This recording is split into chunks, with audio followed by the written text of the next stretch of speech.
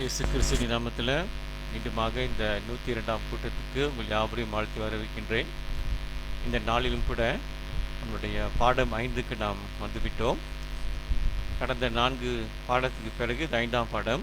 இந்த 5ஆம் பாடம் மிகவும் ஒரு முக்கியமான பாடமாய் காணப்படுகிறது. ஏனென்றால் பாவத்தை குறித்து பார்க்க போகின்றோம். எல்லா விசுவாசிகளுக்கும் இந்த பாவத்தை குறித்து பேசும் பொழுது மனதில் ஒரு விதமான ஒரு குற்ற உணர்வு தானாகவே எழும்ப தொடங்கும்.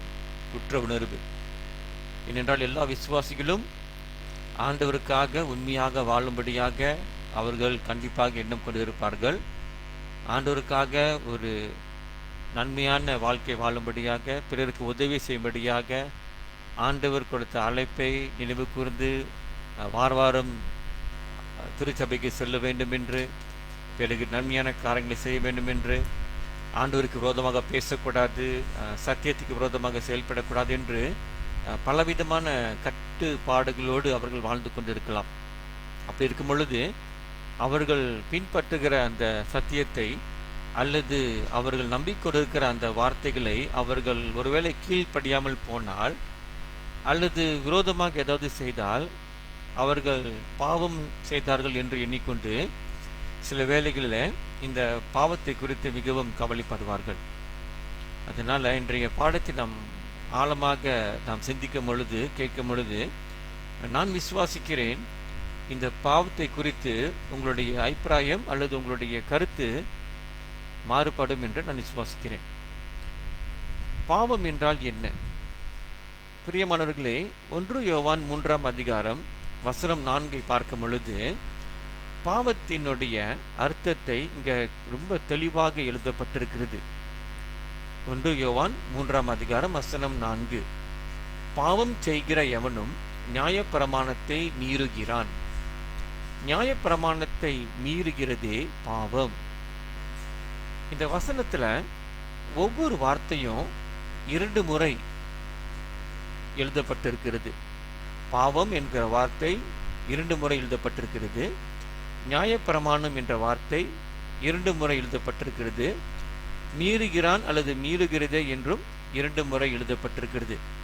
அப்ப இந்த 3 வார்த்தைகள் 2 முறை எழுதப்பட்டிருக்கிறது.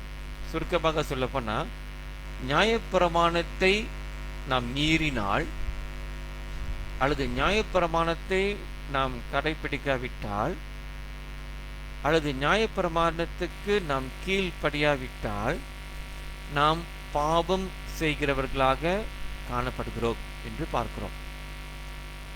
நியாயப்பிரமாணம் அப்படின்றால் 613 கட்டளைகள், நியாயப்பிரமாணங்கள், மோசையின் கட்டளைகளாக இருக்கிற அந்த நியாயப்பிரமாணங்களை நாம் கீழ்ப்படியாமல் போனால் நாம் பாவம் செய்கிறோம் என்று அர்த்தமாம் என்று பார்க்கின்றோம். இது பழைய உடன்படிக்கையின் அர்த்தமாய் காணப்படுகிறது. 1 யோவான் புதிய ஏற்பாட்டில் எழுதப்பட்ட வசனம்.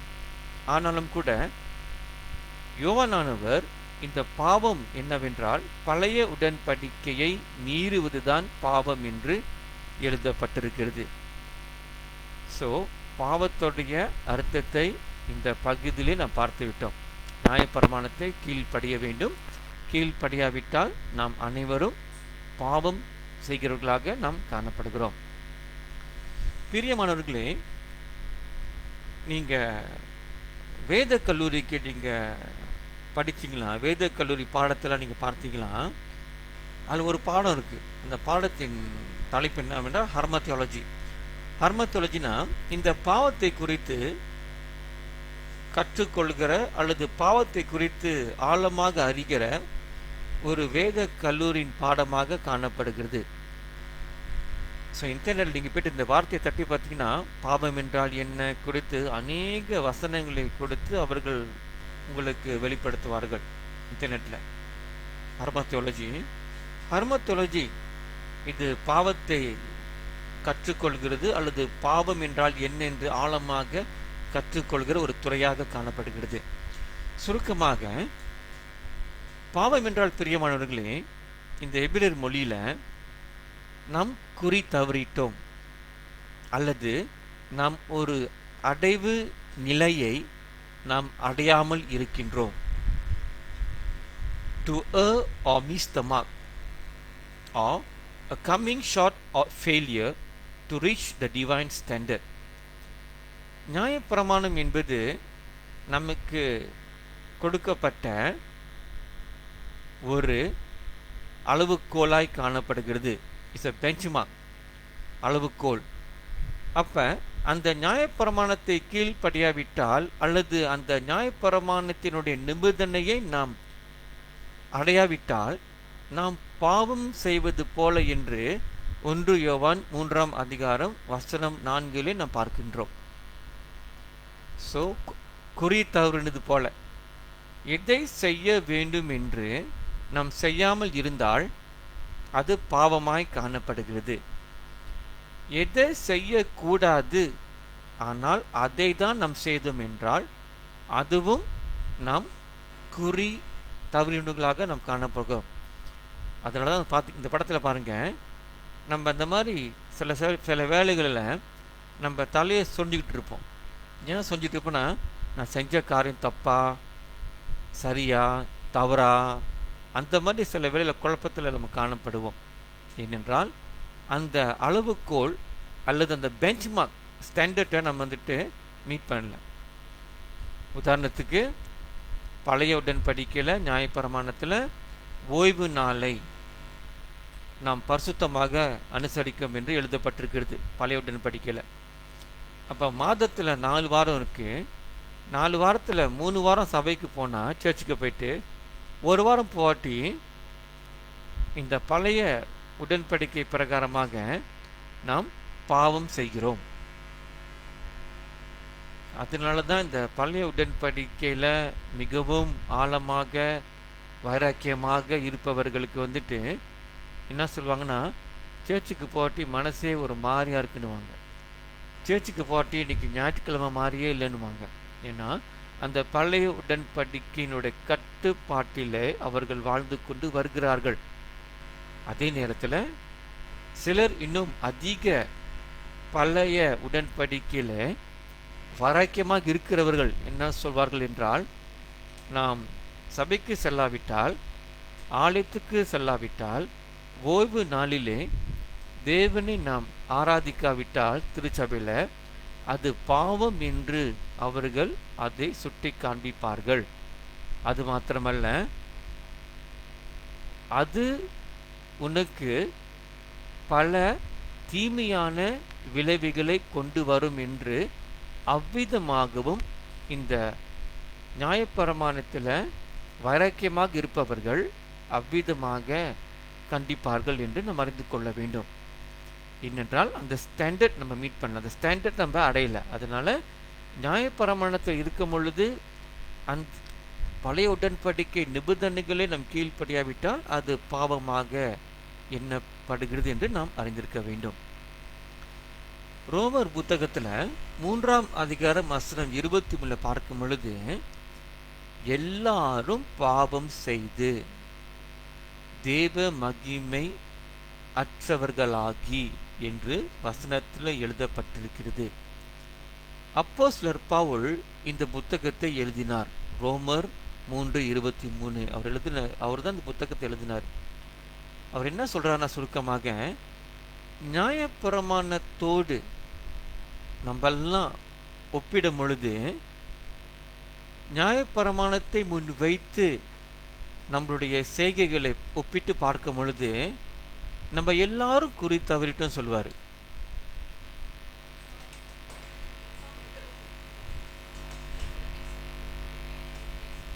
நம் எல்லோரும் குறி தவறிட்டோம் என்று அவர்கள் சொல்வார்கள்.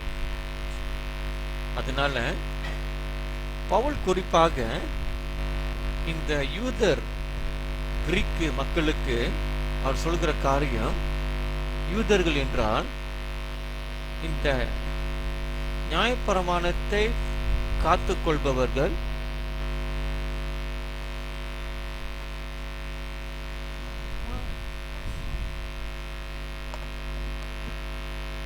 அல்லது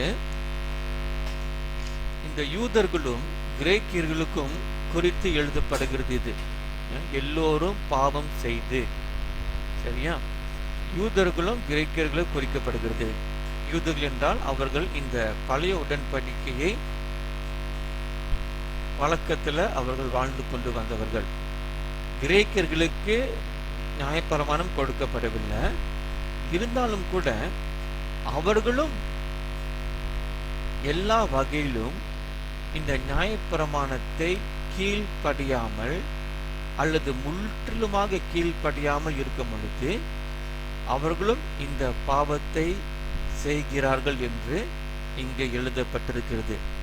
அப்ப நீங்களும் நானும் பழைய உடன்படிக்கை கீழ் நாம் வாழ்ந்து கொண்டிருக்கும் பொழுது நாமும் எல்லா நியாயப்பிரமாணங்களையும் நம்மளால கீழ்ப்படிய முடியாது. 613 கட்டளைகளை நாம் கீழ்ப்படியாவிட்டால் அது நமக்கு பாவமாய் காணப்படும். அதான் கீழே நீங்க பார்த்தீங்கன்னா இங்கிலீஷ்ல for all Jews and Greeks have sinned. சின்ன மீஸ் த மார்க், அடைவு நிலை அடையவில்லை. இது வந்துட்டு பழைய உடன்படிக்கையில் எழுதப்பட்டிருக்கிறது. ஓசி போட்டிருக்கு, old covenant. and come short of the glory of God. come short of the glory of Godனா அவர்கள் அநீதியாய் இருக்கிறார்கள். அநீதினா அவர்கள் பாவத்திலே காணப்படுகிறார்கள் அல்லது தேவனுடைய மகிமையை இழந்தவர்களாக இருக்கிறார்கள். தேவனுடைய மகிமை அற்றவர்களாகி அவர்கள் இருக்கிறார்கள் என்று நம்ம இங்க பார்த்திருக்கிறோம்.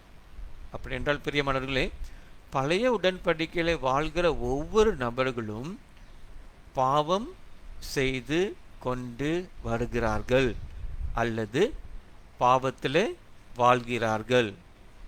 ஏன் அப்படி சொல்றேன்னா, நியாயப்பிரமாணத்தின் கீழ் நாம் எல்லோரும் குறை உள்ளவர்கள். நியாயப்பிரமாணத்தின் அடைவை நாம் அடையாவிட்டால் நாம் பாவிகளாக நாம் காணப்படுகிறோம் என்று நாம் அறிந்திருக்க வேண்டும். பழைய உடன்படிக்கையிலும் புதிய உடன்படிக்கையிலும் பாவத்தை குறித்து நாம் பார்க்கும் பொழுது நாம் 2 காரியங்களை பார்க்க முடியும். ஒரு காரியம், பழைய உடன்படிக்கையில பாவங்களை குறித்து ஆண்டவர் சொல்கிற வார்த்தை, அவர் பாவத்தை மறக்க மாட்டார். இரண்டாவது, பாவத்திலே வருகிற அந்த சாபத்தை பல தலைமுறைகளுக்கு தேவன் கண்டிப்பார், தண்டிப்பார் என்று பார்க்கிறோம். ஆனாலும் புதிய உடன்படிக்கையை பார்க்கும் பொழுது இயேசு கிறிஸ்துவின் நிமித்தமாய் நம் பாவங்கள் மன்னிக்கப்பட்டது மாத்திரமல்லாமல் நம் பாவங்களை ஆண்டவர் இனி நினைவு கூற மாட்டார் என்று நாம் அறிய வேண்டும். உங்களுக்கு முன்பாக காணப்படுகிற வசனங்கள் இங்கே பார்க்கும் பொழுது Deuteronomy 28:15, உபாகமம் 28:15 பார்க்கும் பொழுது இந்த வசனத்தை நாம் வாசிக்கும் பொழுது நாம் எல்லா நியாயப்பிரமாணத்தை நாம் கீழ்ப்படியாவிட்டால் நமக்கு சாபம் வரும் என்று எழுதப்பட்டிருக்கிறது. இன்று நான் உனக்கு விதித்திருக்கிற உன் தேவனாகிய கர்த்தருடைய எல்லா கற்பனைகளின் படியும், இந்த வார்த்தை கவனிங்க, எல்லா கட்டளைகளை படியும் நடக்க கவனமாய் இருக்கிறதற்கு அவர் சத்தத்திற்கு செவி கொடாதே போவாயாகில் இப்பொழுது சொல்லப்படும் சாபங்கள் எல்லாம் உன்மேல் வந்து உனக்கு பலிக்கும். ஆண்டவர் சொல்றாரு பழைய உடன்படிக்கையில, அதாவது நீ எல்லா கட்டளையும் கீழ்ப்படியாவிட்டால் சாபங்கள் எல்லாம் உன்மேல் வரும் என்று ஆண்டவர் சொல்கிறார். ஏனென்றால் பழைய உடன்படிக்கையில, மோசையோடு பண்ணிக்கொண்ட உடன்படிக்கையில ஆண்டவருடைய நிபந்தனை என்னவென்றால், எல்லா கற்பனைகளும் கீழ்ப்படிந்தால் அவர்களுக்கு ஆசீர்வாதம், எல்லா கற்பனைகளை அவர்கள் கை கொள்ளாவிட்டால் அவர்களுக்கு சாபம் என்று உடன்படிக்கை செய்யப்பட்டது. அப்ப ஜனங்கள் நியாயப்பிரமாணத்தை கீழ்ப்படியாமல் இருக்கும் பொழுது தேவனுடைய வார்த்தை சொல்லுகிறது, சாபங்கள் அவர்கள் மேல் பலிக்கும். ஏனென்றால் அவ்விதமான உடன்படிக்கைக்குள் அவர்கள் ஒப்புக்கொண்டார்கள். அப்ப ஆண்டவர் உண்மை உள்ளவர், உண்மையான தேவன். அவர் நாவிலே புறப்பட்டு வந்த உடன்படிக்கையை அவர் நிறைவேற்றுகிறார்.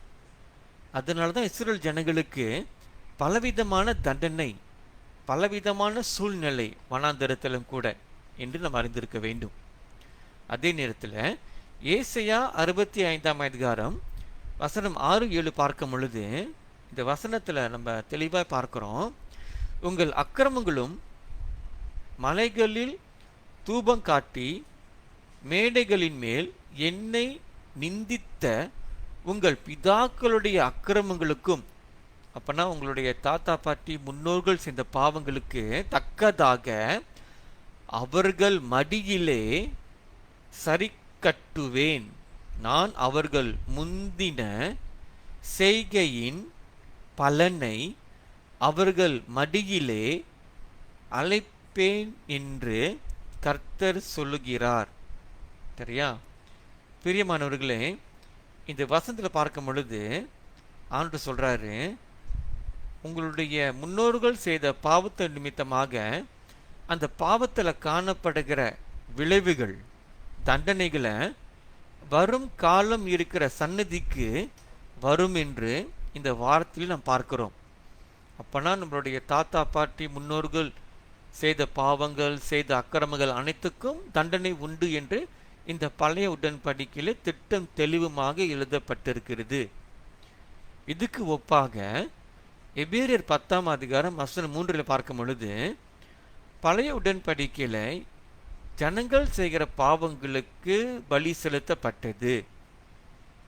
இந்த பலியானது அப்படி நிறுத்தப்படாதபடியால் பாவங்கள் உண்டென்று அவைகளினாலே வருஷந்தோறும் நினைவு கூறுதல் உண்டாயிருக்கிறது.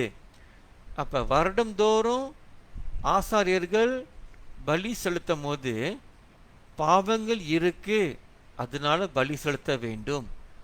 பாவங்கள் உண்டென்று பலி செலுத்த வேண்டும்.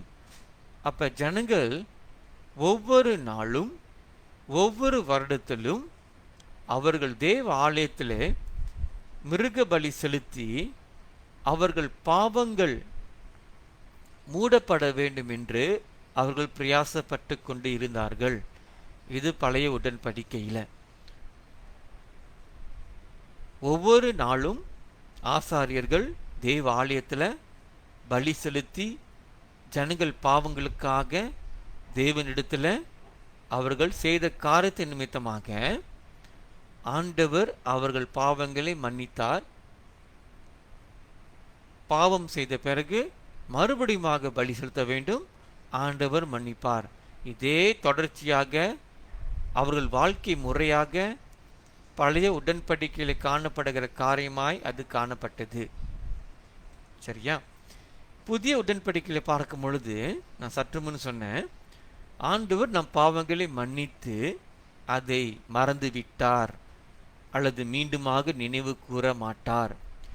ஏசாயா 43:25 பார்க்கும் பொழுது வரும் காலம் குறித்தான புதிய உடன்படிக்கை வசனத்தை இந்த இடத்துல ஏசாயா மூலியமாக ஆண்டவர் வெளிப்படுத்துகிறார். நானே உன் மீறுதல்களை என் நிமித்தமாகவே பிகாஸ் ஆஃப் மீ, என் நிமித்தமாகவே குலைத்து போடுகிறேன், உன் பாவங்களை நினையாமலும் இருப்பேன் என்று புதிய உடன்படிக்கையான வசனங்களை இன்று இந்த வசனத்துல தீர்க்க தரிசனமாக வருக்காலம், எதிர்காலத்தில் வரப்போகின்ற இயேசுவின் நாளே வரப்போகின்ற அந்த புதிய உடன்படிக்கையான வசனத்தை இந்த இடத்துல வெளிப்படுத்துகிறார். அது மாத்திரமல்ல, எபிரேயர் 8ஆம் அதிகாரம் வசனம் 12 பார்க்கும் பொழுது, ஏனெனில் நான் அவர்கள் அநியாயங்களை கிருபையாய் மன்னித்து அவர்கள் பாவங்களையும் அக்கிரமங்களையும் இனி நினையாமல் இருப்பேன் என்று கர்த்தர் சொல்லுகிறார். கர்த்தர் சொல்லுகிறார். கர்த்தர் சொல்லுகிறார். அக்கிரமங்களை இனி நினையாமல் இருப்பேன், என் கர்த்தர் சொல்கிறார் என்று இந்த வசனத்துல தெளிவாய் எழுதப்பட்டிருக்கிறது.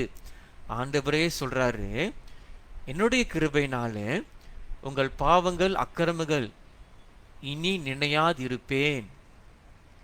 ஆண்டவரே நம் பாவங்களை நினையாமல் இருக்கிறார். ஆனால் மனிதர்களோ அவர்களுடைய பாவங்களையும் மற்றவருடைய பாவங்களையும் மறவாமல் நினைத்து கொண்டு அநேகர் இந்த பாவத்தின் குற்ற உணர்வினால் வாழ்ந்து கொண்டு வருகிறார்கள். ஆண்டவர் மன்னித்து மறந்து நினைவு கூறாமல் இருக்கிறார். நாமோ இந்த சத்தியத்தை வெளிப்பாடை நாம் பெற்றுக்கொள்ளாததினால நாம் இன்னும் ஒவ்வொரு நாளும் நம்முடைய பாவத்துக்காக நம்முடைய அக்கிரமங்களுக்காக நாம் தினம்தோறும் வருத்தப்பட்டு குற்ற உணர்விலே வாழ்ந்து கொண்டு வருகிறவர்களாக இருக்கின்றோம். அப்படி நாம் வாழ்ந்து கொண்டு இருந்தால் பிரியமானவர்களே, இந்த எபிரேயர் 8ஆம் அதிகாரம் வசனம் 12 மகத்துவத்தை, இந்த வசனத்தில் காணப்படுகிற வல்லமையை நாம் பெற்றுக்கொள்ள முடியாது. வசனம் சொல்கிறது, உன்னுடைய அக்கிரமங்களை இனி நினையாமல் இருப்பேன். வசனம் 13 பாருங்க, புது உடன்படிக்கை என்று அவர் சொல்கிறதினாலே முந்தினதை பழமையாக்கினார். முந்தினதை பழமையாக்கினானா பழைய உடன்படிக்கையை அவர் பழசாக்கிட்டாரு. ஏன்னா புதிய உடன்படிக்கை வரப்போகிறது. பழைமையானதும் நாள்பட்டதுமாய் இருக்கிறது. பழைமையானதுன்னா பழைய உடன்படிக்கை வந்துட்டு இப்பொழுது மறைய போகிறது. இங்கிலீஷில் பார்த்தீங்கன்னா ரொம்ப கிளியராக இருக்கும். A new covenant he hath made the first old. Now that which decayeth and waxeth old is ready to vanish away. ஆண்டவர் சொல்றாரு, புதிய உடன்படிக்கை வரப்போகிறது. இந்த பழைய உடன்படிக்கை நாளாக நாளாக அப்படியே மறைந்து போகிறது என்று இந்த வசனத்தில் தெளிவாய் நாம் பார்க்கின்றோம். இந்த ஸ்லைடில் பார்த்தீங்கன்னா நான் சைட்டில் போட்டிருப்பேன், paid in full, paid in full, paid in full, paid in full. ஆண்டவர் நம்மளுடைய பாவங்களுக்காக இயேசுவை சிலுவையில் பலி கொடுத்ததினால நம்மளுடைய பாவங்களுக்கு ஏற்ற தண்டனையை இயேசு சிலுவையில் பெற்றுக்கொண்டதினால இயேசுவின் மேல் பாவத்தை சுமத்தப்பட்டதினால அந்த பாவத்துக்கான தண்டனையை இயேசு சிலுவையில் சுமந்து தீர்த்து விட்டார். அதனால தான் இன்றைக்கு உங்களுக்கும் எனக்கும் பாவத்தை குறித்தான கடன் என்றும் ஒன்றும் கிடையாது என்று நாம் அறிய வேண்டும். அதே சில கீழே பார்த்தீங்கன்னா நான் ஏப்ராம் போட்டிருப்பேன், ஹேஷ்டேக் போட்டு ஏப்ராம் போட்டிருப்பேன். ஆபிரகாம் பிரியமானவர்களே, அவர் வாழ்க்கையில பலவிதமான குறைகள் உண்டு. ஆனாலும் கூட ஆண்டவர் ஆபிரகாமை பார்த்து விசுவாசத்தின் தந்தை அல்லது தேவனுடைய நண்பன் என்று அழைக்கிறார் என்று நாம் அறிய வேண்டும். ஆபிரகாம் வாழ்க்கையில பார்க்கும் பொழுது ஆதியாகமம் 12ஆம் அதிகாரம் தொடங்கி நான் பார்க்கும் பொழுது ஆண்டவர் சொல்லுவார், நீ உன் தேசத்தை விட்டு உன் ஜாதியை விட்டு உன்னுடைய குடும்பத்தை விட்டு நீ வான்னு சொல்லுவார். ஆபிரகாம் ஆரம்பத்திலே லோத்தை கூட்டு போவார். பிறகு ஆண்டவர் சொல்லுவார், நான் காட்டும் இடத்துக்கு நீ போன்னு சொல்லுவார். போகிற இடத்துல பஞ்சம் வந்துடும். பஞ்சம் வந்ததுனால அவர் வேற இடத்துக்கு போவார், எகிப்துக்கு போவார். அந்த இடத்துலையும் ஆபிரகாம் ஆண்டவருக்கு கீழ்ப்படியில எகிப்து போவார். எகிப்துக்கு போனோன்னே அங்கே ராஜா ஆபிரகாம் மனைவியை பார்த்துட்டு ஆசைப்பட்டுருவார். அந்த இடத்துலையும் ஆபிரகாம் பொய் சொல்லுவார், இது என்னுடைய தங்கச்சி அப்படி சொல்லி அந்த மாதிரி பேதம் பேசுவார். பிறகு லோத்துனால லோத்து வேலைக்காரனுக்கும் ஆபிரகாம் வேலைக்காரனுக்கும் அங்கே பிரச்சனை. அதனால லோத்தும் ஆபிரகாமும் ஒரு கட்டத்தில் பிரிஞ்சிருவாங்க. அப்போ லோத் வந்துட்டு சோடோம் குமராவுக்கு போயிடுவார், ஆபிரகாம் வந்துட்டு பிரிஞ்சிருவாங்க. சோடோம் குமராவில் பெரிய பிரச்சனை. அப்போ லோத் அங்கிருந்து ஓடி வந்துடுவார். பிறகு அபிமலேக் ராஜாவோடு ஆபிரகாமுக்கு பிரச்சனை. ஏன்னா அபிமலேக் ராஜா ஆபிரகாம் மனைவி ஆசைப்பட்டுருவார். அந்த இடத்துலையும் ஆபிரகாம் ஒரு பொய்யை சொல்லிடுவார். அது மாத்திரமல்ல, வாக்கு தத்தம் பண்ணப்பட்ட குழந்தை ஈசாக் வருவதற்கு முன்பாக அந்த பொறுமை இழந்ததினால சாரா ஆபிரகாமோடு பேசி ஆகாரோடு ஒன்று சேரும்படியாக கணவன் மனைவியும் திட்டம் கொண்டு ஆபிரகாம் ஒரு விபச்சாரமான ஒரு காரியத்துக்குள் ஈடுபடும்படியாக கணவனும் மனைவியும் சேர்ந்து அந்த காரியத்தை செய்வாங்க. அதுவும் ஆபிரகாம் பண்ண பெரிய தப்பாய் காணப்படுகிறது. ஸோ ஆபிரகாம் வாழ்க்கையை பார்க்கும் பொழுது இத்தனை குறைகள் உண்டு, இத்தனை மீறுதல்கள் உண்டு. ஆனாலும் கூட ஆண்டவர் ஆபிரகாமை பார்த்து விசுவாசத்தின் தந்தை என்று அழைக்கிறார் அல்லது சொல்கிறார் என்று பார்க்கிறோம். ஏன் ஏன் ஆபிரகாமை பார்த்து ஆண்டவர் நீதிமான் அல்லது விசுவாசத்தின் தந்தை அல்லது தேவனுடைய நண்பன் என்று அழைக்கிறார் என்று நாம் பார்க்க போகின்றோம். சங்கீதம் 32 வசனம் 2 பார்க்கும் பொழுது பிரியமானவர்களே, சங்கீதக்காரன் இந்த இடத்துல சொல்ற காரியம், எவனுடைய மீறுதல் மன்னிக்கப்பட்டதோ, எவனுடைய பாவம் மூடப்பட்டதோ அவன் பாக்கியவான். இந்த வசனம் பழைய உடன்படிக்கையை குறிக்கிறது. ஏனென்றால் மிருக பலியினாலே ஜனங்கள் பாவங்கள் மூடப்படும். ஆங்கிலத்தில் சொல்லுவாங்க கவரிங்வாங்க. சின் இஸ் கவரிங். அதுதான் வருஷந்தோறும் பலி செலுத்தி கொண்டே இருக்கணும். ஏன்னா கவர் பண்ணி கொண்டே இருக்கணும். ஜனங்கள் பாவம் செஞ்சு கொண்டே இருக்கிறாங்க, அதனால கவர் பண்ணிகிட்டே இருக்கணும். வசனம் 2 பாருங்க.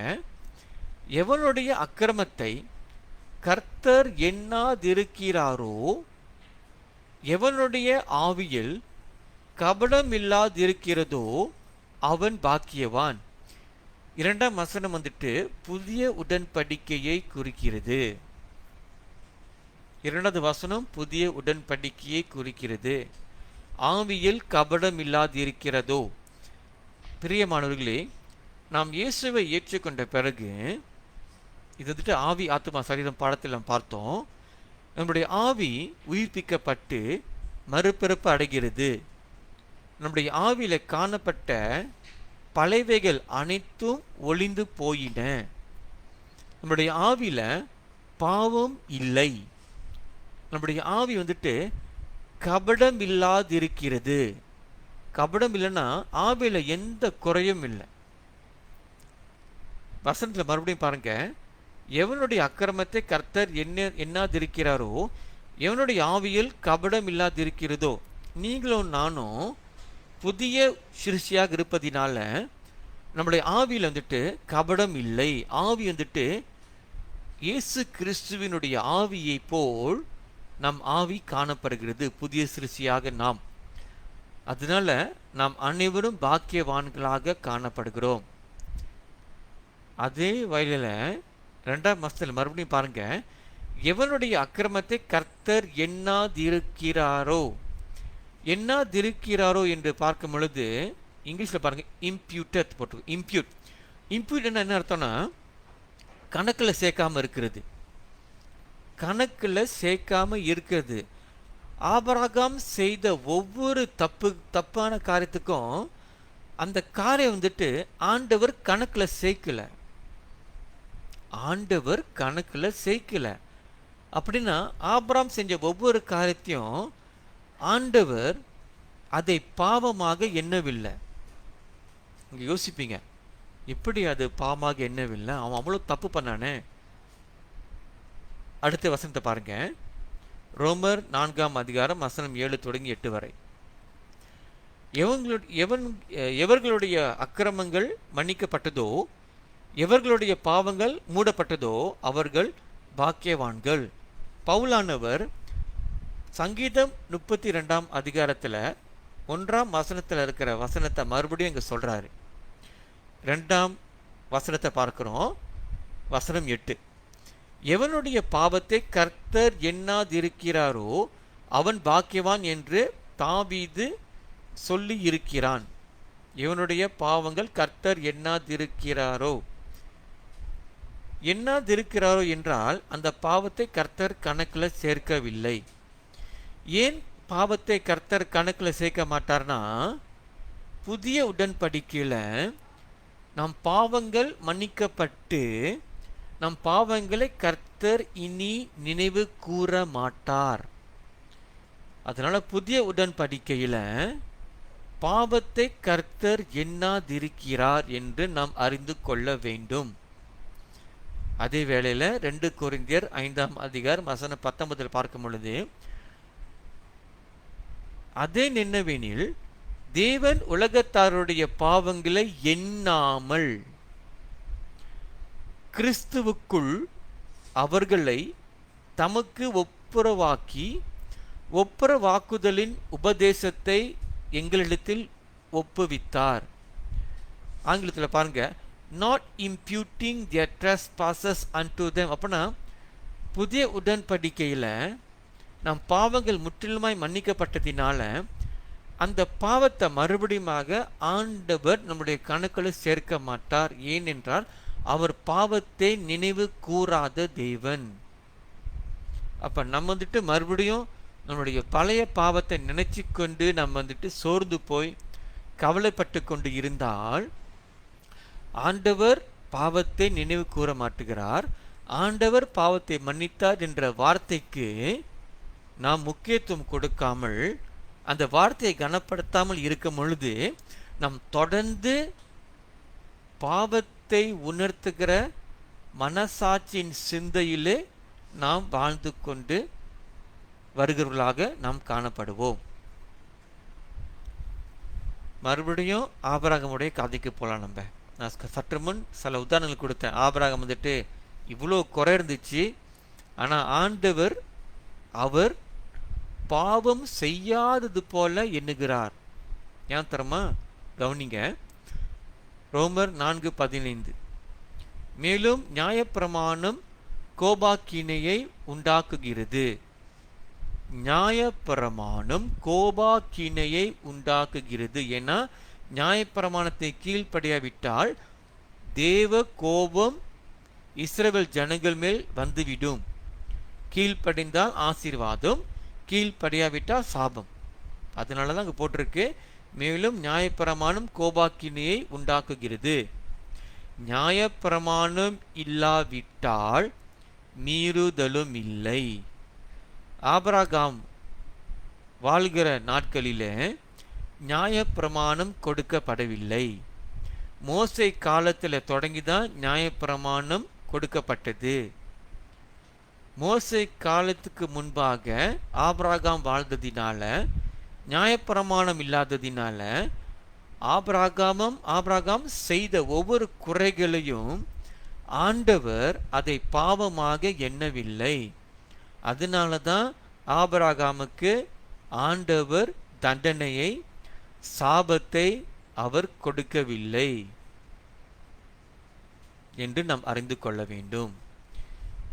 ஏனென்றால் ஆண்டவர் ஆபிரகாமை அழைக்கும் பொழுது ஆபிரகாமுக்கு ஒரு வார்த்தையை சொன்னார், உன் மூலியமாக எல்லா ஜாதிகளையும் நான் ஆசீர்வதிப்பதற்கு சித்தம் கொண்டிருக்கிறேன்.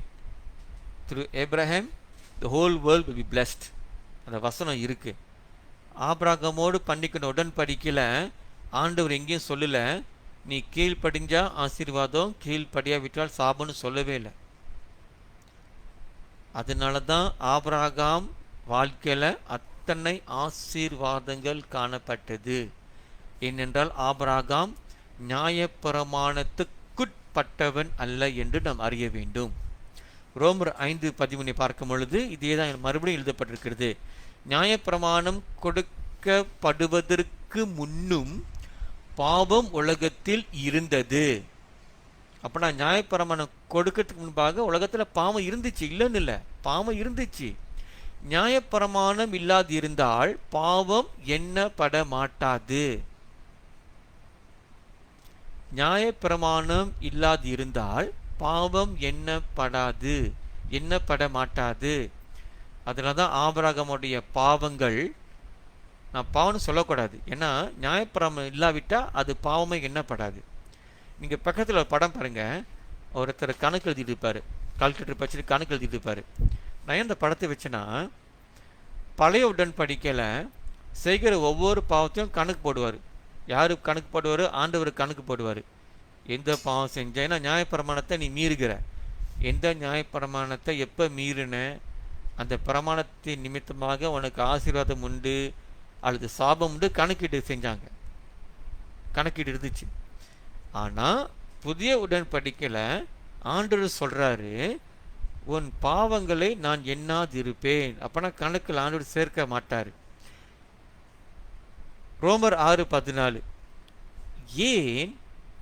ஏன் புதிய உடன்படிக்கை விசுவாசிகள் தொடர்ந்து அவர்கள் பாவத்திலே வாழக்கூடாது அல்லது பாவத்தின் அடிமையிலே இருக்க முடியாது என்று பார்க்கும் பொழுது, பிரியமானவர்களே, இந்த வசனத்தை பாருங்க. நீங்கள் நியாயப்பிரமாணத்திற்கு கீழ்ப்பட்டிராமல் கிருபைக்கு கீழ்ப்பட்டிருக்கிறபடியினால் பாவம் உங்களை மேற்கொள்ள மாட்டாது. நீங்கள் நியாயப்பிரமாணத்துக்கு கீழ்ப்பட்டிராமல் இயேசுவை ஏற்றுக்கொண்ட பிறகு புதிய உடன்படிக்கையின் விசுவாசிகள், அவர்களுக்கு கொடுக்கப்பட்டது விசுவாச பிரமாணம். பழைய உடன்படிக்கையில் காணப்படுகிற விசுவாசிகளுக்கு கொடுக்கப்பட்டது நியாயப்பிரமாணம்.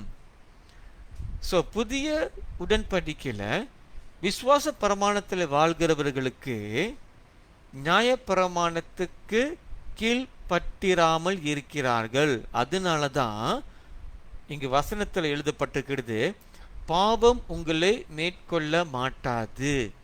அப்பனா நம்ம அனைவரும் மறுபடியும் பாவத்துக்கு அடிமையாக இருக்க தேவையில்லை என்று நாம் அறிய வேண்டும். இந்த சத்தியத்தை நீங்க நன்றாக அறிந்து புரிந்து தெரிந்து இருதயத்தில் ஏற்றுக்கொண்டிருந்தால், பிரியமானவர்களே, நாம் தொடர்ந்து பாவத்தில் வாழ முடியாது என்று நாம் அறிந்து கொள்ள வேண்டும். ஏனென்றால் கிருபையில் வாழ்கிறவர்கள், விசுவாச பிரமாணத்தில் வாழ்கிறவர்கள், அவர்கள் நியாயப்பிரமாணத்துக்கு கீழ்ப்பட்டிராமல் இருக்கிறார்கள் என்று இந்த வசனத்துல நமக்கு தெளிவாய் இருக்கிறது. இந்த கிருபை வார்த்தையை நம்ம தவறா புரிஞ்சிக்க கூடாது. கிருபைக்கு கீழ்ப்பட்டிருக்கிறபடியால், இந்த கிருபின் வார்த்தை நம்ம தப்பா புரிஞ்சிக்க கூடாது என்று நம்ம அறிந்திருக்க வேண்டும். இந்த கிருபை வார்த்தைக்கு அர்த்தங்கள் மிகவும் விசாலமாய் காணப்படுகிறது. ஒரு விசுவாசி இந்த புதிய உடன்படிக்கையிலே காணப்படுகிற விசுவாச பிரமாணத்திலே கிருபையிலே வாழும் பொழுது அவர்கள் ஆண்டவருடைய நன்மைகளை அறிய அறிய அறிய அவர்கள் மறுபடியுமாக பழைய வாழ்க்கைக்கு போவதற்கு அல்லது பழைய உடன்படிக்கை வாழ்க்கையை வாழ்வதற்கு அவர்களுக்கு விருப்பம் இருக்க வராது என்று அறிய வேண்டும். இந்த சத்தியத்தை அநேகர் ஏற்றுக்கொள்ள மாட்டார்கள். ஏன் ஏற்றுக்கொள்ள மாட்டார்கள்னா, நம்ம இன்னும் என் வாழ்க்கையில் குறை இருக்கு, நான் இன்னும் பாவம் செய்கிறேன் அந்த மாதிரி சொல்லி எப்படி நீங்கள் சொல்ல முடியும் என் பாவங்கள் மன்னிக்கப்பட்டு விட்டுட்டு நான் வந்துட்டு நியாயப்பிரமாணத்துக்கு கீழ்ப்பட்டிராமல் இருக்கிறேன் எப்படி சொல்ல முடியும்? ஒரு விசுவாசி உண்மையாகவே புதிய உடன்படிக்கை சத்தியத்தை அறிந்து சத்தியத்தின் நுணுக்கங்களை புரிந்து தேவனுடைய கிருபை என்னவென்று அறிந்து சத்திய வார்த்தைகளுக்குள் நிலைத்து நிற்கும் பொழுது அவன் மறுபடியுமாக பழைய வாழ்க்கைக்கு போக மாட்டான். அப்படி மறுபடியும் அவன் பழைய வாழ்க்கையிலே தொடர்ந்து இருந்தால் என்றால் இந்த புதிய உடன்படிக்கை சத்தியத்தை அவன் அல்லது அவள் முற்றிலுமாக ஏற்றுக்கொள்ளாமல் இருப்பதினால்தான் அவர்கள் தொடர்ந்து பாவத்திலே வாழ்ந்து கொண்டு வருகிறார்கள் என்று நாம் அறிய வேண்டும். பிரியமானவர்களே, ஆண்டவர் நம் பாவங்களை மன்னித்து விட்டார்.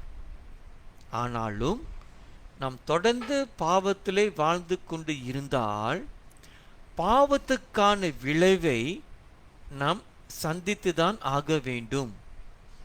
ஆண்டவர் பாவங்களை மன்னித்தாலும் கூட அந்த பாவத்தின் விளைவை நாம் சந்தித்துதான் ஆக வேண்டும். உதாரணத்துக்கு நம்ம ஒரு இடத்துல போய்ட்டு திருடுறோம், மாட்டிக்கிட்டோம் போலீஸில், கண்டிப்பாக ஜெயிலுக்கு போய் தான் ஆகணும். நம்ம சொல்ல முடியுது போலீஸ்காரனை பார்த்துட்டு, ஆண்டவர் பாவத்தெல்லாம் மன்னிச்சிட்டாரு, என் பாவத்தை நினைவு கூறுவது கிடையாது, நீங்கள் ஏன் ஞாபகப்படுத்தின்னு கேட்க முடியாது போலீஸ்காரனை பார்த்து. சேர பாவத்துக்கு நமக்கு விளைவுகள் உண்டு. அதனால நம்ம தான் தீர்மானம் பண்ணணும், நான் தொடர்ந்து பாவத்தில் வாழ போகிறேன்னா அல்லது இந்த புதிய உடன்படிக்கையில் நான் விடுதலையோடு வாழப்போகிறேன் என்று நம்ம தான் முடிவு பண்ணணும். சங்கீதம் 103 பார்க்கும் பொழுது பிரியமானவர்களே, இந்த வசனத்தில் தாவீது மன்னிக்கும் சங்கீதக்காரன் மிகவும் தெளிவாக நம் பாவங்கள் மன்னிக்கப்பட்டு விட்டது என்று அழகாக தெளிவாக சொல்கிறார். என் ஆத்துமாவே கர்த்தரை ஸ்தோத்திரி, என் முழு உள்ளமே அவருடைய பரிசுத்த நாமத்தை ஸ்தோத்திரி. ஏன் ஸ்தோத்திரிக்க வேண்டும்? என் ஆத்துமாவை கர்த்தரை ஸ்தோத்திரி. சங்கீதக்காரன் அவனுடைய ஆத்துமாவோடு பேசுகிறான். என் ஆத்துமாவே நீ கர்த்தரை ஸ்தோத்திரி என்று சங்கீதக்காரன் அவனுடைய ஆத்துமாவோடு பேசுகிறான். என் ஆத்துமாவே கர்த்தரை ஸ்தோத்திரி, அவர் செய்த சகல உபகாரங்களை மறவாதே.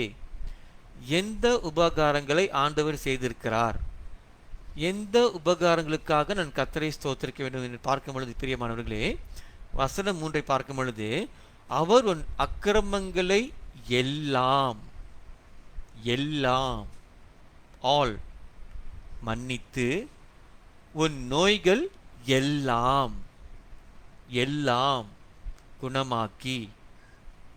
இது ஒரு பேக்கேஜ். நம் பாவங்கள் முற்றிலுமாக மன்னிக்கப்பட்டதினால நமக்கு குணமாக்கும் கிருபை நமக்கு ஆண்டவர் செய்து முடித்து விட்டார். நம் பாவங்கள் முற்றிலுமாக மன்னிக்கப்பட்டது என்று விசுவாசித்து உறுதியாக இருக்கும் பொழுது நாம் குணத்தை நாம் அடைவோம் அல்லது காண்போம், நம் வாழ்க்கையில் பார்ப்போம். என் பாவங்கள் இன்னும் மன்னிக்கப்படவில்லையே, என்னுடைய பாவத்தினாலே வாழ்ந்து கொண்டிருக்கிறேன், அந்த சிந்தை இருக்கும் பொழுது இந்த நோய்கள் எல்லாம் குணமாக்குதலை நாம் முற்றிலுமாக நாம் அடைந்து அல்லது அறிய நம்மால் முடியாது. ஏன்னா இருதயத்தின் ஒரு பகுதியில் என்னுடைய பாவத்தினால தான் நான் சீக்காக இருக்கிறேன், என்னுடைய பாவத்தினால தான் இந்த நோயில் வாழ்ந்து கொண்டிருக்கிறேன் என்று அந்த குற்ற உணர்வு இருந்து கொண்டே இருக்கும். ஆனால் வசனம் சொல்லுது பேக்கேஜ். என்ன பேக்கேஜ்னா, பாவங்கள் மன்னிக்கப்பட்டு விட்டது, அதனால நீ குணம் அடைவதற்கு ஆண்டவர் வழிகளை சிலுவையிலே செயல்படுத்தி முடித்து விட்டார். தொடர்ந்து வசனம் 10 பார்க்கும் பொழுது, அவர் நம்முடைய பாவங்களுக்கு தக்கதாக நமக்கு செய்யாமலும் நம்முடைய அக்கிரமங்களுக்கு தக்கதாக நமக்கு சரி கட்டாமலும் இருக்கிறார் என்று பார்க்கிறோம் இந்த வசனத்தில். அப்போனா நமக்கு வர வேண்டிய தண்டனையை அவர் கொடுப்பது கிடையாது. அதே நேரத்தில் வசனம் 12 பாருங்க, மேற்குக்கும் கிழக்குக்கும் எவ்வளவு தூரமோ அவ்வளவு தூரமாய் அவர் நம்முடைய பாவங்களை நம்மை விட்டு விலக்கினார். மேற்குக்கும் கிழக்குக்கும், ஈஸ்ட் அண்ட் வெஸ்ட். அங்கே பார்த்தீங்கன்னா கம்பஸ் போட்டிருப்பேன், கம்பஸ் படத்தை. East and west, east and வெஸ்ட்க்கு அளவே இல்லை. ஆண்டவர் சொல்றாரு, உங்கள் பாவங்கள் மன்னிக்கப்பட்டு தூரமாக்க போடப்பட்டு விட்டது என்று நாம் அறிய வேண்டும். ஆரம்பத்தில் தொடங்கி இறுதி வரை நான் சொல்லிக்கிற காரியம், புதிய உடன்படிக்கையில் ஆண்டவர் நம் பாவங்களை மன்னித்து நினைவு கூறாமல் இருக்கிறார் என்று சொல்லிவிட்டேன். அது மாத்திரமல்ல, இன்னொரு காரியம் சொன்னேன். அதனால நம்ம இஷ்டப்படி வாழும் பொழுது, நாம் பாவத்தில் தொடர்ந்து வாழும் பொழுது விளைவுகள் கண்டிப்பாக இருக்குன்னு ஒரு ஞாபகப்படுத்தினேன். இதெல்லாம் பவுல் போதித்தார். அப்போ அந்த ரோமர் ஜனங்கள் ரோம விசுவாசிகளுக்கு வந்து கேள்வி. என்ன கேள்வினா, ஆண்டவர் தான் பாவத்தை மன்னிச்சிட்டார, ஆண்டவர் தான் பாவத்தை ஞாபகப்படுத்துறது இல்லையே, அப்போ நம்ம தொடர்ந்து பாவத்தில் வாழலாமா? அதான் ஆண்டவர் பாவத்தெல்லாம் மன்னிச்சிட்டார, பாவத்தை ஞாபகப்படுத்துறது கிடையாது, அப்போ தொடர்ந்து பாவத்தில் வாழலாமா என்று அநேகர் கேள்வி கேட்டார்கள். அநேகருக்கு கேள்வி எழும்பினது. அதே கேள்விதான் உங்களுக்கும் எனக்கும் இன்று எழும்பியிருக்கலாம். அவ்வளோ சிம்பிளா, அவ்வளோ உண்மையா? ஆண்டவர் பாவத்தை மன்னிச்சிட்டாரா? ஆண்டவர் பாவத்தை ஞாபகப்படுத்துகிறது கிடையாதா? ஆண்டவர் பாவத்தை நினைவு கூறுவது கிடையாதா? உண்மை பிரியமானவர்களே, ஆண்டவர் நம் பாவத்தை மன்னித்து அவர் நினைவு கூற மாட்டார் என்று புதிய உடன்படிக்கையிலே அவர் சொல்கிறார் என்று பார்க்கிறோம். இந்த ஸ்லைடுக்கு போகிறதுக்கு முன்பாக இன்னொரு காரியம் உங்கள்கிட்ட பகிர்ந்து கொள்ள ஆசைப்படுகிறேன். நாம் பாவம் செய்கிறதுனால நாம் பாவி இல்லை. மறுபடியும் சொல்கிறேன், நாம் பாவம் செய்கிறதுனால நாம் பாவி இல்லை. நாம் பாவினால தான் நாம் பாவம் செய்கிறோம். இங்கே தான் வந்துட்டு ஐடென்டிஃபிகேஷன் வருது, அடையாளம். இப்பொழுது பழைய உடன்படிக்கையில் நம்மளுடைய அடையாளம் வந்துட்டு பாவி. புதிய உடன்படிக்கையில் நம்மளுடைய அடையாளம் வந்துட்டு நீதிமான். பழைய உடன்படிக்கையில் நம்மளுடைய அடையாளம், அதாவது நம்ம எல்லாரும் நியாயப்பிரமாணத்தை முற்றிலுமாக கீழ்ப்படியாததினால நமக்கு ஒரு பேர் கொடுக்கப்பட்டது, அதுதான் பாவி. புதிய உடன்படிக்கையில் இயேசு விசுவாசத்தினால தேவனுடைய நீதி நமக்குள் வந்ததினால நாம் கிறிஸ்துவுக்குள் தேவனுடைய நீதியாய் காணப்படுகிறோம். அதனால தான் நம்ம நீதிமான் என்கிறோம் புதிய உடன்படிக்கையில். இப்போ நம்ம பாவி என்கிற ஸ்தானத்தை ஏற்றுக்கொள்ளும் பொழுது நாம் தொடர்ந்து பாவத்திலே நாம் காணப்படுவோம். நாம் கிறிஸ்துவுக்குள் தேவனுடைய நீதி என்று அந்த அடையாளத்தை நாம் ஏற்றுக்கொண்டிருக்கும் பொழுது நம்முடைய வாழ்க்கையில் நாம் நீதியானவைகளை செய்வதற்கு நாம் பிரயாசப்படுவோம், அல்லது பாவத்தை செய்யக்கூடாது என்று நாம் வாஞ்சிப்போம், முயற்சி எடுப்போம் என்று நாம் அறிய வேண்டும். So what is your identity? உங்களுடைய அடையாளம் என்ன? பாவியா அல்லது நீதிமானா என்று இந்த முடிவில் தான் நம்முடைய வாழ்க்கை அடங்கி இருக்கிறது. அதனால தான் அநேகர் இயேசுவை ஏற்றுக்கொண்டும் கூட இன்னும் இந்த நியாயப்பிரமாணத்துக்குள் வாழ்கிறவர்கள் அவர்கள் தொடர்ந்து பாவத்திலே வாழ்வதினால தான் நாம் தினம்தோறும் பாவத்தை அறிக்கையிட்டு பாவத்தை நினைவு கூர்ந்து அந்த பாவத்தை உணர்த்துகிற மனசாட்சியில் ஒவ்வொரு நாளும் குற்றப்படுத்தப்பட்டு அவருடைய சுய மனசாட்சினால் குற்றப்படுத்தப்பட்டு மற்றவர்களால் குற்றப்படுத்தப்பட்டு கூனி குறுகி எழுந்து நிமிர்ந்து நிற்காதபடிக்கு அந்த பாவம் அவர்களை ஆட்கொண்டு ஆண்டவர் கிறிஸ்துவின் மூலியமாக நமக்கு ஆயத்தப்படுத்தியிருக்கிற அந்த வாக்கு தத்தமான ஆசீர்வாதமான பரிபூர்ணமான ஜீவியத்தை அவர்கள் காணாதபடிக்கு ஒரு சராசரி விசுவாசியை போல வாழ்ந்து கொண்டு வருகிறார்கள் என்று நாம் அறிய வேண்டும். ரோமர் 6ஆம் அதிகாரம் வசனம்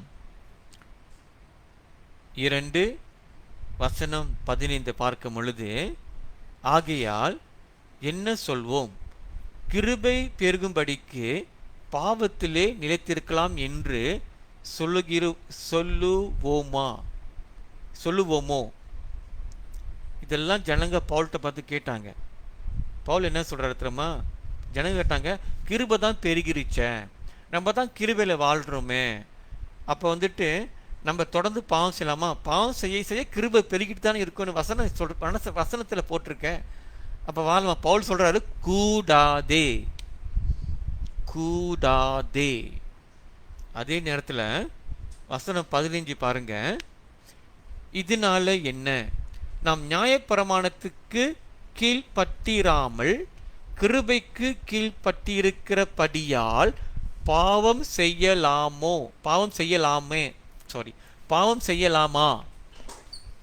மோலாம் வருது இன்னைக்கு. சரி, பாவம் செய்யலாமா? மறுபடியும் பவுல் சொல்றாரு, கூடாதே.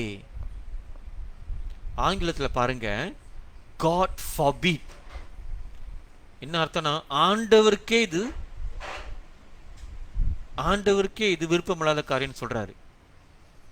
அப்ப கிருபையின் சத்தியத்தை அறிகிறவர்கள் பாவம் மன்னிக்கப்பட்டது, பாவம் ஆண்டவர் மறந்துட்டார், கிருபை பெருகிவிட்டது என்று நாம் நினைத்து கொண்டிருந்து நாம் தொடர்ந்து பாவத்திலே வாழ்ந்து பாவத்திலே நாம் ஜீவித்து கொண்டு இருந்தால், அதாவது என் பாவத்தை ஆண்டவர் மன்னிச்சிட்டாரு, அப்போ கொஞ்சம் தப்பு பண்ணால் பரவாயில்ல, ஆண்டவர் தான் மன்னிச்சிட்டாரு, கொஞ்சம் தப்பு பண்ணால் பரவாயில்ல, கொஞ்சம் பொய் சொன்னால் பரவாயில்ல, கொஞ்சம் வேலை செய்கிற இடத்துல கொஞ்சம் பெண்ணை திருடினா பரவாயில்ல, கொஞ்சம் காசிப் பண்ணால் பரவாயில்ல, அப்படி சொல்கிறவர்களுக்கு வசனமானது சொல்கிறது கூடாதே, நம்ம அபிதமாக செய்யக்கூடாது என்று நாம் அறிய வேண்டும். பிரியமானவர்களே, அப்போ எந்த பாவத்தில் இருந்து ஆண்டவர் நமக்கு இயேசு கிறிஸ்து மூலியமாக விடுதலை கொடுத்தாரோ, விடுதலை கொடுத்து விட்டார் என்று அறிந்து நம்முடைய பழைய மனிதன், பழைய சுவாபமான பழைய மனிதன் சிலுவிலே அறையப்பட்டதினாலே நீங்களும் நானும் இனி பாவத்துக்கு அடிமை கிடையாது. பாவத்துக்கு அடிமை கிடையாது என்றால் நம் நியாயப்பிரமாணத்துக்கு அடிமையாக இல்லாதவர்களாக காணப்படுகிறோம். சரி, இன்னொரு காரியத்தை சொல்கிறேன் உங்கள்கிட்ட. ஏன் பாவம் நியாயப்பிரமாணத்தை பேசினாலே நம்ம பாவத்தை பேசாமல் இருக்க முடியல? இந்த வசனத்தை நான் பல முறை சொல்லியிருக்கிறேன், நான் மறுபடியும் சொல்கிறேன். 1 கொரிந்தியர் 15ஆம் அதிகாரம் வசனம் 55 56. மரணமே உன் கூரெங்கே, பாதாளமே உன் ஜெயம் எங்கே? மரணத்தின் கூர் பாவம், அந்த பாவத்தின் பலன் நியாயப்பிரமாணம். பாவத்தின் பலன் நியாயப்பிரமாணம். பாவத்தின் பலன் நியாயப்பிரமாணம். வருகிற பாடங்களில் உங்களுக்கு நான் என்ன சொல்லி தருவேன்னா, எப்படி இந்த நியாயப்பிரமாணம் பாவத்தை பலப்படுத்துகிறது என்று உங்களுக்கு நான் கற்றுக் கொடுக்க போகிறேன். பாவத்தின் பலன் நியாயப்பிரமாணம். எப்படி இந்த நியாயப்பிரமாணம் பாவத்தை பலப்படுத்துவது என்று அந்த ரகசியத்தை உங்களுக்கு நான் வருகிற பாடத்தில் நான் கற்றுக் கொடுக்க போகிறேன். ஆனால் சுருக்கமாக வசனம் சொல்லுது, பாவத்தின் பலன் நியாயப்பிரமாணம்.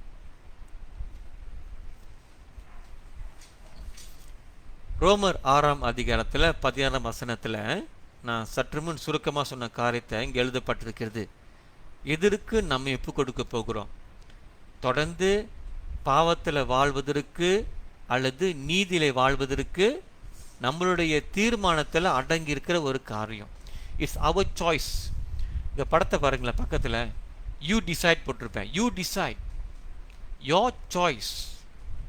ஈல் டு, எதுக்கு நம்ம ஒப்பு கொடுக்கிறோம்? நீதிக்கா இல்லை பாவத்துக்கா? ஆண்டவர் நமக்கு விடுதலை கொடுத்து விட்டார். இனி நம்மளுடைய தீர்மானம் தான், நான் எதுக்கு என் ஒப்பு கொடுக்கிறேன்? நீதியின் காரியங்களுக்கு, புதிய உடன்படிக்கையின் விசுவாசம் பிரமாணத்துக்கா, அல்லது பழைய உடன்படிக்கையில் காணப்படுகிற பாவம் மரணம் என்கிற நியாயப்பிரமாணத்துக்கா என்று நம்ம தான் முடிவு செய்ய வேண்டும். பிரியமானவர்களே, கடைசியாக இந்த சம்பவத்தை சொல்லி இந்த பாடத்தை நான் முடிக்கிறேன். இயேசு கிறிஸ்துவை குறித்து பேசும்போதெல்லாம் நமக்கு விடுதலை வர வேண்டும். சரியா? இயேசு கிறிஸ்துவை போதிக்கும் போதெல்லாம் நமக்கு விடுதலை வர வேண்டும். இயேசு கிறிஸ்துவை போதித்து நம்ம பிறரை நியாயம் தீர்த்தால், பிறரை நாம் குற்றப்படுத்தினால், அப்படின்னா நம்ம இயேசு கிறிஸ்து குறித்து நம்ம சரியா போதிக்கவில்லை தான் அர்த்தம். நான் இயேசு சொல்றாரு, சத்தியத்தை அறிவீர்கள், சத்தியம் உங்களை விடுதலையாக்கும். இயேசு சொன்ன வார்த்தை அது. அப்ப இயேசுவை சொல்லி நம்ம பிறருக்கு அவர்களை கட்டுக்குள் கொண்டு போனா அது வந்துட்டு வேறு விதமான போதனை என்று அறிய வேண்டும். இந்த சம்பவத்தை பார்க்கலாம். இயேசு கிறிஸ்து ஒரு ஒரு இடத்தில் போகும் பொழுது நடைபெற்ற சம்பவம். அப்பொழுது அவனுடைய வீட்டிலே அவர் போஜனம் பண்ணிகையில் அநேக ஆயக்காரரும் பாவிகளும் அவரோடு கூட வந்திருந்தபடியால் அவர்களும் இயேசுவோடும் அவர் சீஷருக்கு கூடி பந்தி இருந்தார்கள். அப்போனா இயேசு வந்துட்டு இந்த ஆயக்காரன்னா டெக்ஸ் கலெக்டர்ஸ், அப்புறம் பப்ளிகன்ஸ், டெக்ஸ் கலெக்டர்ஸ்லாம், சின்னர்ஸ், இவங்கெல்லாம் கூடி சாப்பிட்டுக்கிட்டு இருந்தாங்க. பிறகு வசனம் 16 பாருங்க. அவர் ஆயக்காரரோடும் பாவிகளோடும் போஜனம் பண்ணி இருக்கிறதை வேத பாரகரும் பரிசெயரும் கண்டு. வேத பாரகரும் பரிசெயர்னா இவங்கெல்லாம் நியாயப்பிரமாணத்தை அப்படியே பின்பற்றி வைராக்கியமாக வாழ்ந்து கொண்டு வருகிற நபர்கள். இவங்கெல்லாம் பார்க்குறாங்க இயேசு கிறிஸ்து இந்த ஆயக்காரரோடும் இந்த பாவிகளோடும் ஐக்கியம் கொள்வதை, ஒன்றாக போஜனத்தில் ஈடுபடுவதை பார்த்தாங்க. பார்த்த பிறகு அவங்க கேள்வி கேட்டாங்க. என்ன கேள்வி கேட்டாங்கன்னா, அவர் ஆயக்காரரோடும் பாவிகளோடும் போஜன பானம் பண்ணுகிறதென்னவென்று கேட்டார்கள். எப்படி இயேசு கிறிஸ்து இவ்விதமான நபரோடு அவர்கள் இணைக்கப்படுகிறார்கள் என்று அவர்கள் எழுப்பின கேள்வி. அப்பனா அவங்க சத்தமா பேசியிருக்கிறாங்கன்னு அர்த்தம். அதனாலதான் இயேசு வசனம் 17 பாருங்க. இயேசு அதை கேட்டு என்ன கேட்டிருக்கிறாரு? இவங்கெல்லாம் முறுமுறுத்ததை கேட்டிருக்கிறாரு. இந்த இயேசு கிறிஸ்து பாவிகளோடு மற்றும் ஆயக்காரரோடு ஒன்றாக கூடி போஜனம் பண்ணி கொண்டிருக்கிறத கேட்டிருக்கிறாரு. இப்போ ஏன் சொல்றாரு? பிணியாளிகளுக்கு வைத்தியன் வேண்டியதில்லாமல் சுகமுள்ளவர்களுக்கு வேண்டியதில்லை சொல்லி, நீதிமான்களை அல்ல பாவிகளையே மனம் திரும்புவதற்கு அழைக்க வந்தேன் என்றார். நீதிமான்களை அல்ல பாவிகளையே மனம் திரும்புவதற்கு அழைக்க வந்தேன் என்றார். இயேசு சொல்றாரு, நான் வந்த நோக்கம் நீதிமான அல்ல, பாவிகளை மனம் திரும்பும்படியாக நான் வந்தேன்னு சொல்றாரு. சரி, இந்த பகுதியை நம்ம எப்படி இந்த பாடத்தோடு, இன்றைய பாடத்தோடு சம்பந்தப்படுத்தி நாம் பார்க்க போகின்றோம். பிரியமானவர்களே, இயேசு என்ன சுருக்கமாக சொல்றாருன்னா, யாரெல்லாம் நியாயப்பிரமாணத்தில் நீதியாக இருக்கிறீங்களோ என்று நினைத்திருப்பவர்கள் தெரியுமா, அவங்களுக்காக நான் வரல. யாரெல்லாம் நான் நியாயப்பிரமாணத்தை ஃபாலோ பண்ணுறேன், கட்டளைகளை பின்பற்றுறேன், மோசே கற்பனைகள் எல்லாத்தையும் நான் பின்பற்றுறேன், நான் சரியாக அதை செய்கிறேன், இதெல்லாம் கரெக்டாக செய்கிறேன், கரெக்டாக நான் தசம்பாகம் கொடுக்குறேன், கரெக்டாக சர்ச்சுக்கு போயிடுறேன், கரெக்டாக நாளைக்கு ஒவ்வொரு நாளும் பைபிளை வாசிக்கிறேன், ஒவ்வொரு நாளும் காணிக்க கொடுக்குறேன், இதெல்லாம் கரெக்டாக செய்கிறேன், இப்பொழுது நான் நியாயப்பிரமாணத்துக்கு நான் சரியாக இருக்கிறேன். அந்த மாதிரி சுய நீதியிலே வாழ்கிறவர்களுக்கு இயேசு வரவில்லை. இயேசு சொல்றாரு, யாரெல்லாம் நியாயப்பிரமாணத்துக்கு கீழே அவங்கெல்லாம் பாவிகளாக காணப்படுகிறாங்களோ, அப்பனா நான் நியாயப்பிரமாணத்தெல்லாம் முற்றிலுமா நான் வந்துட்டு கீழ்ப்படிய முடியல, அந்த நியாயப்பிரமாணத்தோடு என்னை ஒப்பிட்டால் எனக்கு அவ்வளோ குறை இருக்கு, அந்த மாதிரி நினைக்கிறாங்க தெரியுமா, அவங்களுக்கு தான் நான் வந்தேன். ஏன்னா இப்பொழுது இயேசுவை விசுவாசித்தீங்கன்னா நீங்க கிறிஸ்துவுக்குள் தேவனுடைய நீதியாக மாற்றப்படுவீர்கள் என்று அந்த போதனையை தான் இயேசு கிறிஸ்து இந்த உலகத்துக்கு கொண்டு வந்தார் என்று இந்த பகுதியில் நம்ம புரிந்து கொள்ள வேண்டும். அதனால தான் அங்கே சொல்றாரு, பாவிகளையே மனம் திரும்புகிறதற்கு. அப்படின்னா யாரெல்லாம் நியாயப்பிரமாணத்துக்குள் இருக்கிறார்களோ அவர்கள் அந்த பெஞ்ச் மார்க், அந்த அடைவு நிலையை அடைய முடியல, அதனால ஆண்டவரே, இயேசுவே, இந்த நியாயப்பிரமாணத்தை விட்டு என் மனதை நேரா உம்மிடத்துல திருப்புறேன். திரும்பின பிறகு இயேசு விசுவாசிக்கிறேன். விசுவாசிக்கிறதுனால இப்பொழுது கிறிஸ்துவுக்குள் இருக்கிறதுனால தேவனுடைய நீதி எனக்கு ஒரு அன்பின் பரிசாக எனக்கு கொடுக்கப்பட்டு விட்டது. அந்த நீதியில நான் வாழ போகிறேன் என்று சொல்பவர்களுக்கு தான் இயேசு இந்த உலகத்துக்கு வந்தார் என்று நாம் அறிய வேண்டும்.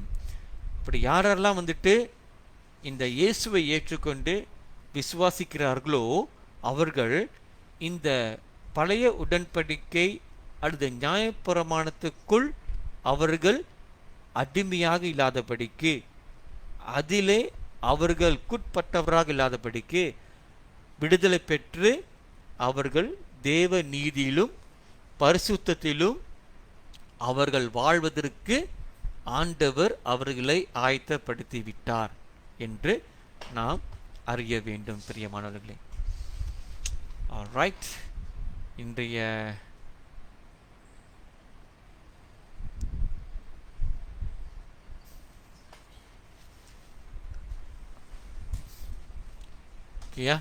ஸோ இன்றைய பாடம் வந்துட்டு இதுதான்.